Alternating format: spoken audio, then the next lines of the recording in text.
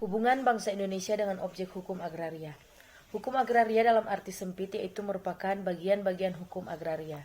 Dalam arti luas yaitu hukum tanah atau hukum tentang tanah yang mengatur mengenai permukaan atau kulit bumi. Hukum agraria dalam arti luas ialah keseluruhan kaidah-kaidah hukum baik tertulis maupun tidak tertulis yang mengatur mengenai bumi, air, dan dalam batas-batas tertentu juga ruang angkasa serta kekayaan alam yang terkandung di dalamnya. Hubungan bangsa dengan objek hukum agraria dalam UU-PA di samping dikenal adanya hak menguasai tanah oleh negara, juga dikenal adanya hak bangsa atas semua tanah yang ada di wilayah Indonesia.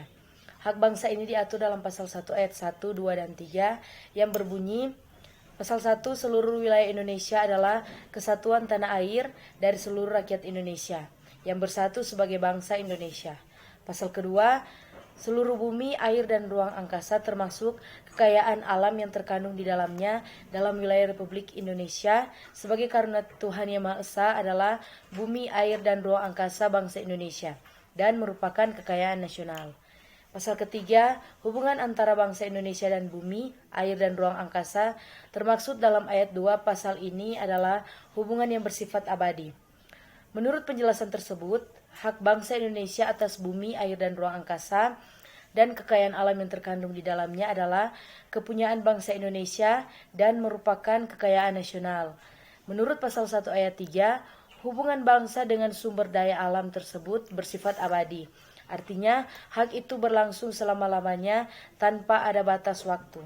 Selama bangsa Indonesia masih ada, selama itu pula hak bangsa itu tetap melekat dan dipunyai oleh bangsa Indonesia.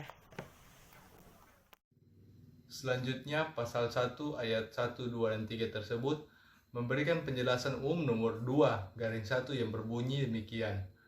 Pertama-tama, dasar kenasionalan itu diletakkan dalam pasal 1 ayat 1 yang menyatakan bahwa seluruh wilayah Indonesia adalah kesatuan tanah air dari seluruh rakyat Indonesia yang bersatu sebagai bangsa Indonesia.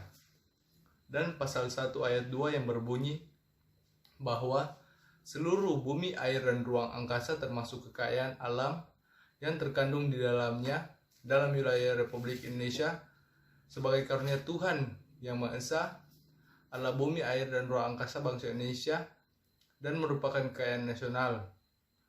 Ini berarti bahwa bumi, air, dan ruang angkasa dalam wilayah Republik Indonesia yang kemerdekaannya diperjuangkan oleh bangsa sebagai keseluruhan menjadi hak pula dari bangsa Indonesia, jadi tidak semata-mata menjadi hak dari pemiliknya saja.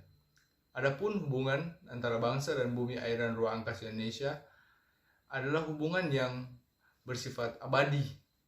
Dapat disimpulkan bahwa hak bangsa Indonesia atas bumi, air, dan ruang angkasa bukanlah hak milik, tetapi semacam hubungan hak ulayat yang diangkat pada tingkatan yang paling atas, yaitu tingkatan mengenai seluruh wilayah Indonesia.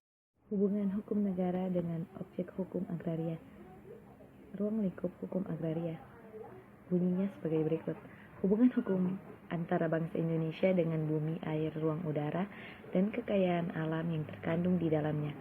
Yang kedua, hubungan hukum antara negara sebagai organisasi kekuasaan seluruh rakyat Indonesia dengan bumi, air, ruang udara, kekayaan alam yang terkandung di dalamnya. Hukum agrarian menurut UU-PA. Yang pertama adalah bumi. Permukaan bumi termasuk pula tubuh bumi di bawahnya serta yang berada di bawah air. Yang kedua, air. Air yang berada di perairan pedalaman maupun air yang berada di wilayah laut Indonesia. 3. Ruang angkasa adalah ruang di atas bumi wilayah Indonesia dan ruang di atas air wilayah Indonesia. Dan yang keempat, kekayaan alam. Yang terkandung di dalam kekayaan alam adalah disebut bahan, yaitu unsur-unsur kimia, mineral, biji-biji, dan segala macam batuan termasuk batuan-batuan mulia yang merupakan endapan-endapan alam. C. Hubungan hukum perseorangan dengan tanah. Konsep dasar hak cipta tanah oleh negara atau HMN termuat dalam pasal 33 ayat 3 Undang-Undang Dasar 1945 yang di dalamnya berbunyi, bumi dan udara dan kekayaan alam yang terkandung di dalamnya dikuasai oleh negara dan digunakan untuk kemakmuran negara yang besar. Nah, menurut pasal 2 UU PA, HMN hanya memberikan wewenang kepada negara untuk yang pertama, mengatur dan menyelenggarakan peruntukan penggunaan, persiapan dan pemeliharaan bumi, udara, dan ruang angkasa. Yang kedua, menentukan hubungan-hubungan antara orang-orang dengan bumi, udara, dan ruang angkasa. Yang ketiga, menentukan hubungan-hubungan hukum antara orang-orang dan perilaku hubungan hukum tentang bumi, udara, dan ruang angkasa. Baiklah, yang selanjutnya tujuan penelitian. Untuk menemukan pembatas hak menguasai tanah oleh negara, bahan hukum penelitian terdiri dari dua, yaitu bahan hukum primer dan bahan hukum sekunder. Bahan hukum primer yaitu peraturan undang-undangan dan jurisprudensi, dan bahan hukum sekunder adalah bahan hukum yang diperoleh dari studi kepustakaan. Analisis bahan hukum menggunakan analisis isi. Dalam penelitian ditemukan yang pertama, untuk menentukan wewenang negara yang terkait pada HMN yang diatur dalam Undang-Undang PA.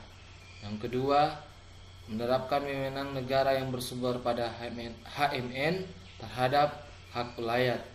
Yang ketiga, menerapkan wewenang negara yang terkait pada HMN terhadap hak perorangan atas tanah. Yang keempat, ditemukan ada peraturan perundang-undangan yang diberikan tentang hak ulayat yang disetujui mendua. Artinya di satu sisi hak ulayat disetujui dan didukung, di sisi lain juga diingkari.